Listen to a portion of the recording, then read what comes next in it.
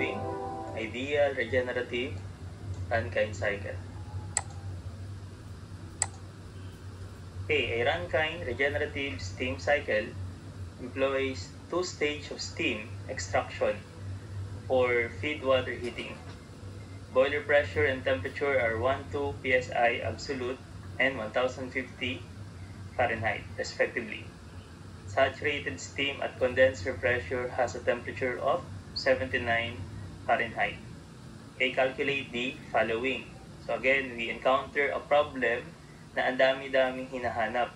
Okay, for letter A, we're looking for the optimum extraction pressures. So dalawa yung pressure na kailangang isolve kasi you have two-stage extraction. Letter B, the mass of steam removed from the turbine. Okay. Letter C, pump work. D, heat supply QA. E, heat rejected QR. F, turbine work. G, net work. And then H, thermal efficiency ng cycle.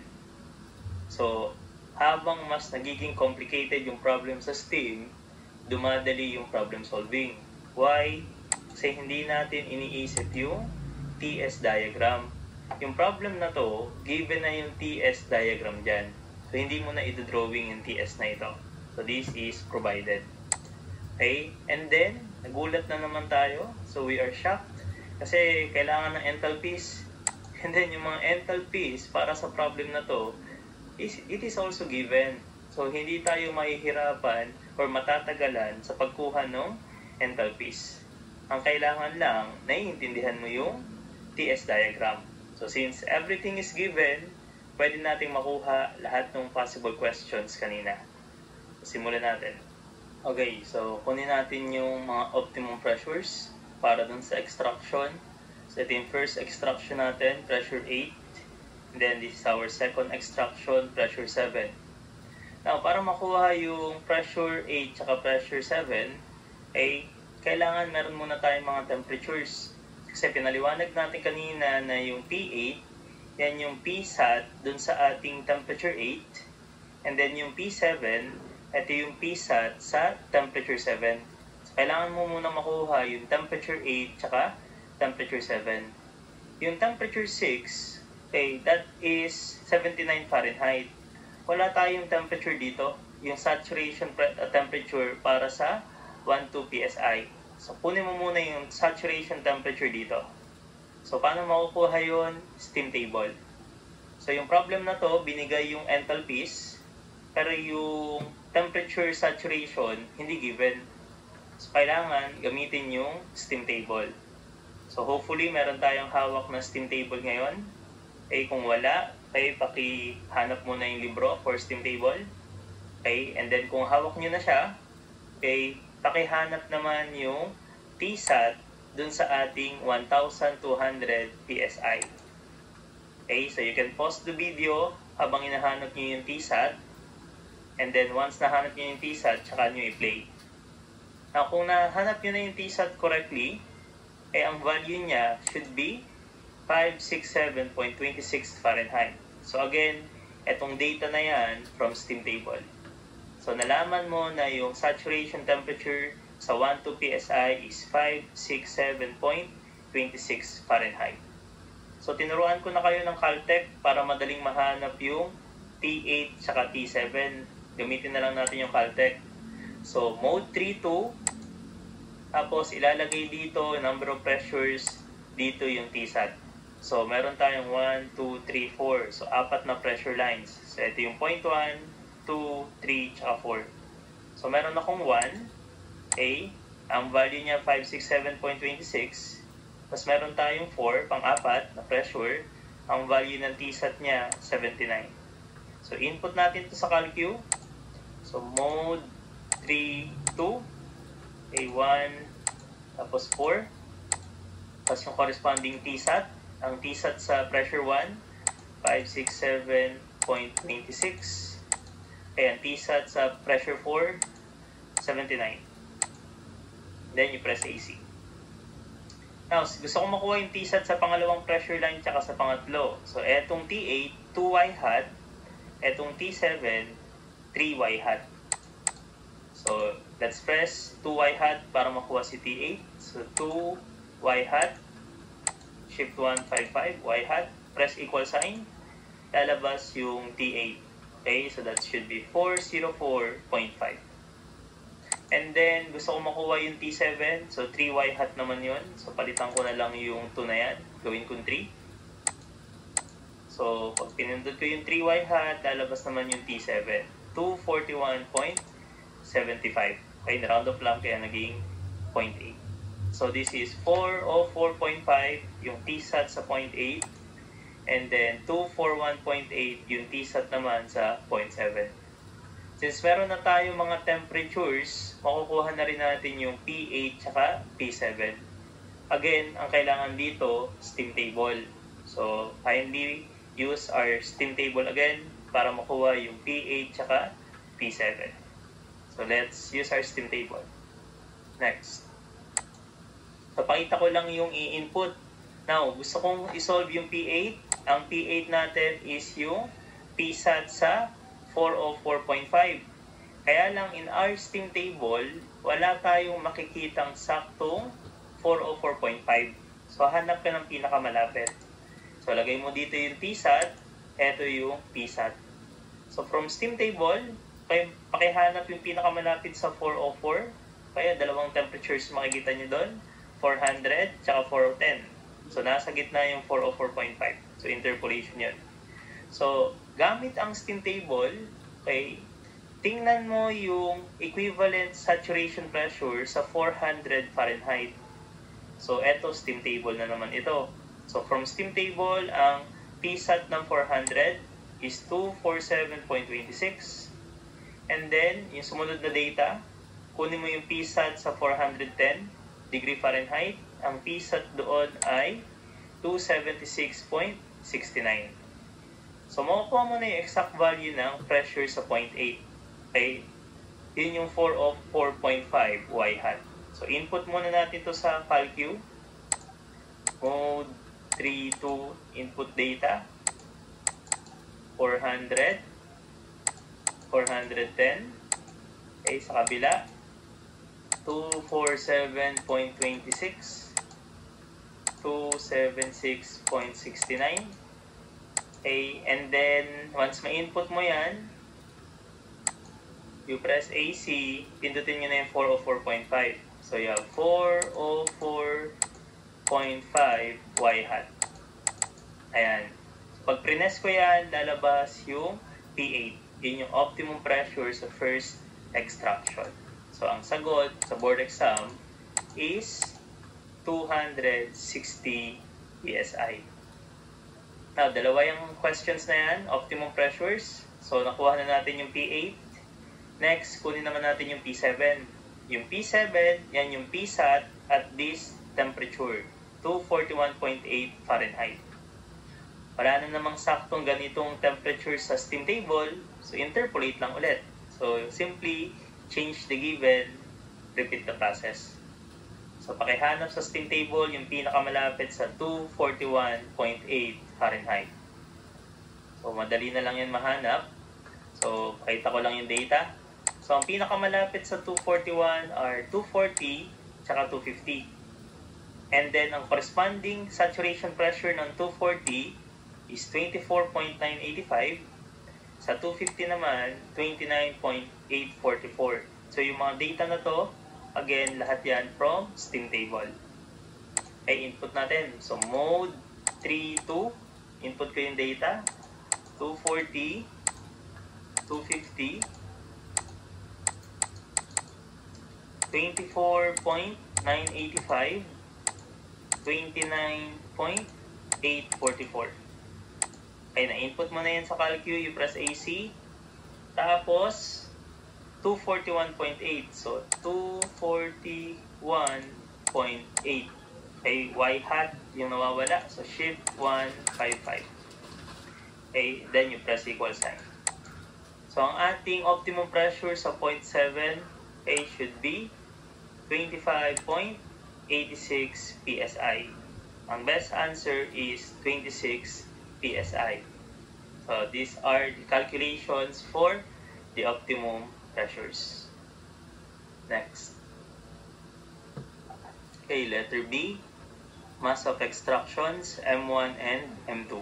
So, dalawang beses tayo nag-extract sa ating regenerative steam cycle. So, ang simulan natin sa first extraction.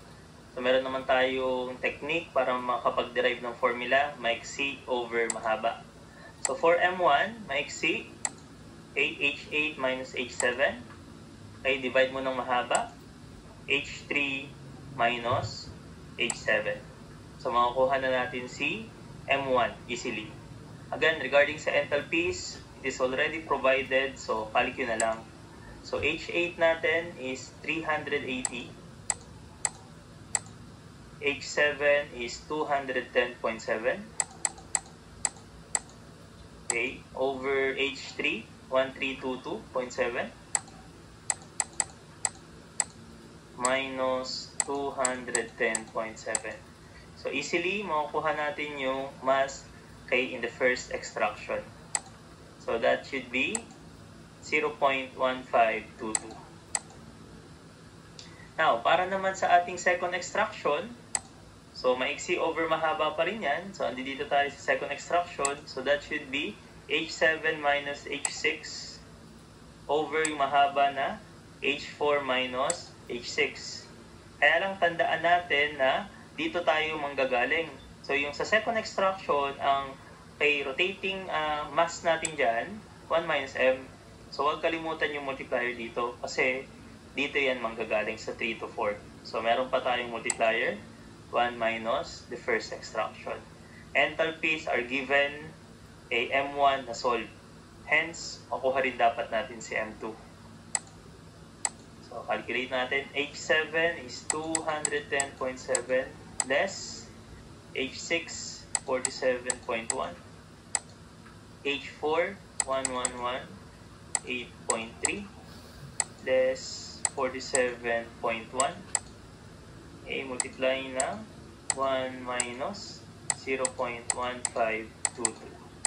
So, ang ating mass at the second extraction should be 0.1294. Approximately 95. So, easily nakuha natin yung M1, M2. Huwag kalimutan yung pinaka-shortcut.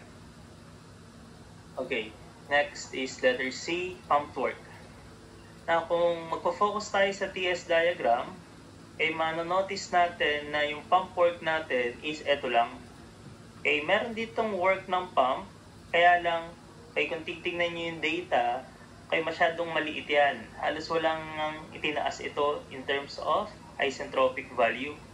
So, yung pump sa condensate pumps, o yung work sa condensate pumps, is very negligible based on the TS diagram. Hence, ang i-consider mo lang is yung work done by the main pump. Okay, marirealize nyo yan in the TS diagram, in the drawing.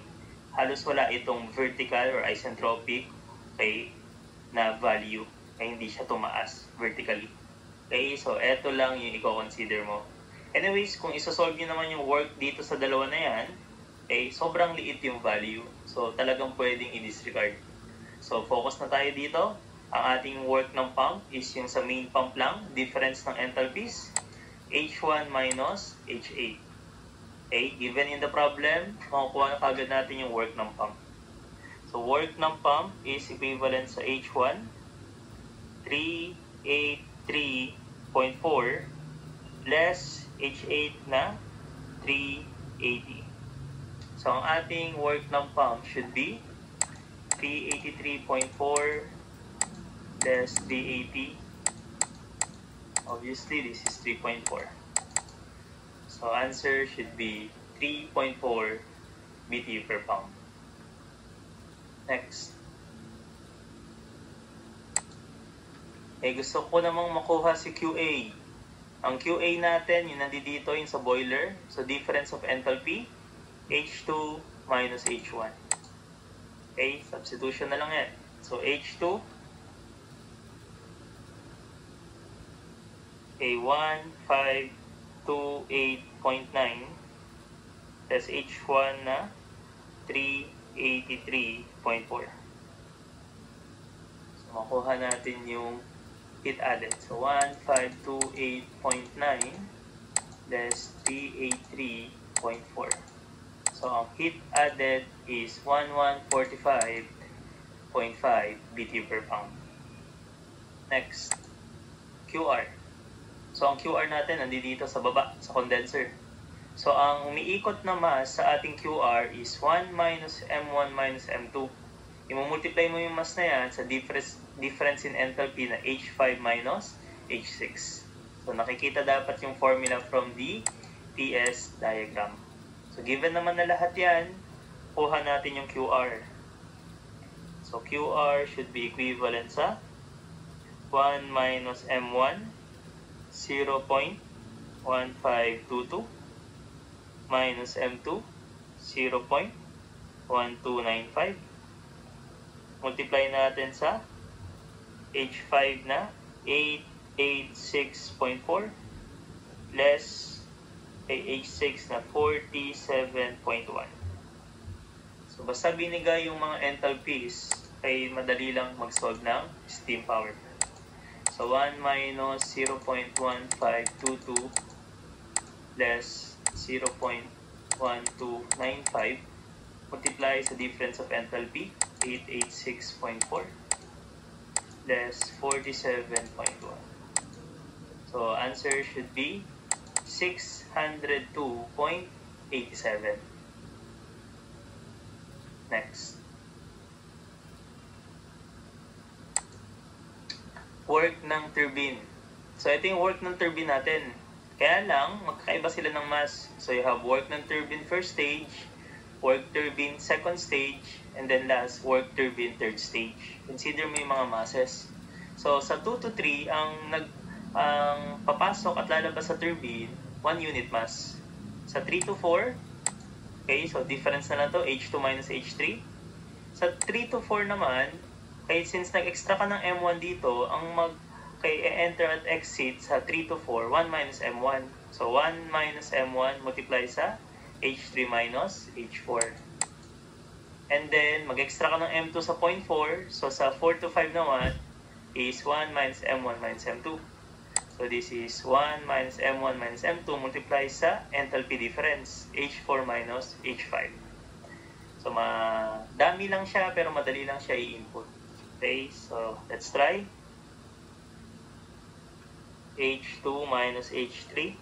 So, 1528.9 des 1322.7 plus 1 minus M1 0.1522 multiply sa 1322.7 less 1118.3.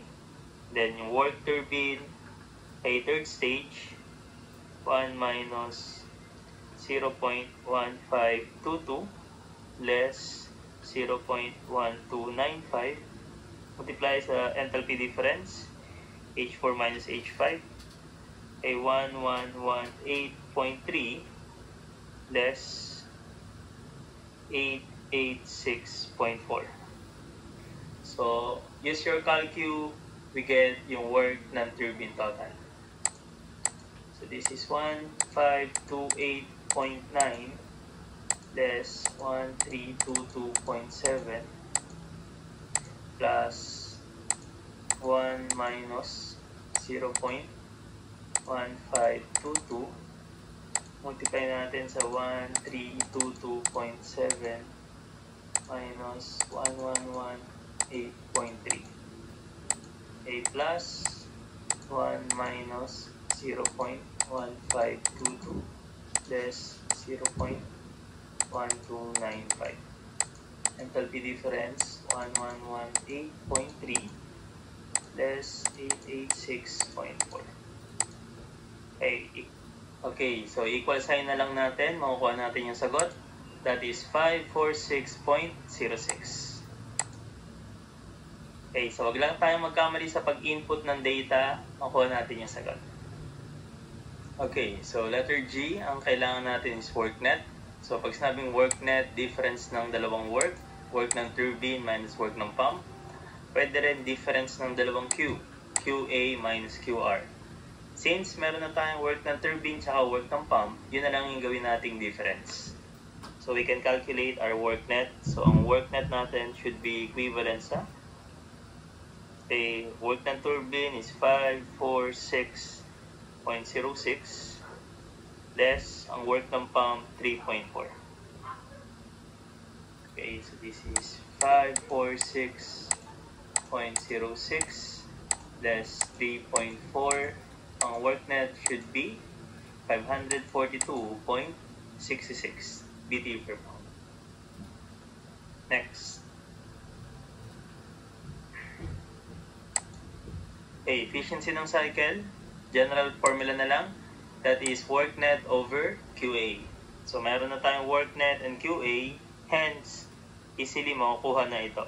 So, efficiency ng cycle should be, okay, ang ating work net is 542.66 while ang QA natin is 1145.5. Okay, use our calculator. Kuha na yung efficiency. So this is 542.66 over 1145.5. Okay, ang efficiency ng cycle should be 47.4%. So, hindi mahirap ang regenerative steam power plant for as long given na yung mga enthalpies. So, let's hope and pray, given lahat, then madali lang ito. For as long nakakaintindi tayo ng TS diagram. That's it.